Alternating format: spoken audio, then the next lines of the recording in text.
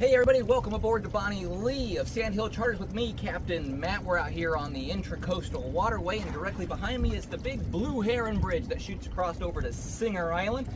Just on the other side of the Palm Beach Inlet, just south of Peanut Island, behind the bridge, we have Palm Beach Island. So we have two different route areas that we can take.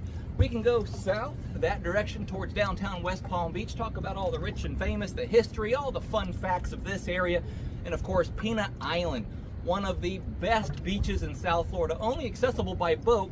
It is world renowned for its underwater views. So great, bring those goggles or swim masks, jump in the water and explore all there is down there. We can also go north. We can pass by Tiger Woods Yacht Privacy, 155-foot mega yacht, make our way up the Intracoastal Waterways up to Jupiter, to Cuesta, the Loxahatchee River, talk about some of the interesting facts and history up there, including the Jupiter Lighthouse, the rich and famous on Jupiter Island. And then if the ocean is really awesome for us, we like to go out the Jupiter Inlet, shoot down the Atlantic, so we get a really awesome view of the Florida coastline, and then come back in through the Palm Beach Inlet here behind me.